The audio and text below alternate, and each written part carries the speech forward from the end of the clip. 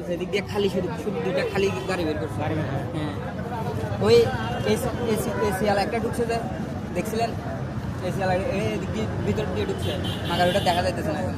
এখানে কি আরো মানে কি সরকারের কোনো ছুটি টুটি পাওয়া যায় না? কোনো ছুটি নাই, ঈদের দিনও ডিউটি আছে। দুদিন রেডি করতে হয়।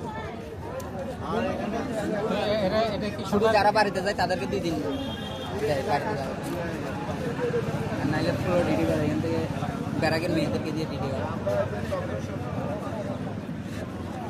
কি মনে হয় আপনাদের মানে হতাহতের ঘটনা কতটুকু? ওইগুলো ওরা প্রকাশ করবে না, কেন প্রকাশ করবে না? ওরা জানে ওদের কোম্পানি ডাউন হয়ে যাবে, কারণ এই কোম্পানির অনেক তথ্য আছে, ওগুলো এখনো প্রকাশ হয়নি। কী কী তথ্য থাকতে পারে? এগুলো তো আমার আরেকজন থেকে শোনার কথা আছে। কী কী শুনছে?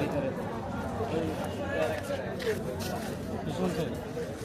মানুষ মরে টরে যাইলে প্রকাশ করেন। আগে কি এরকম ঘটনা ঘটছে?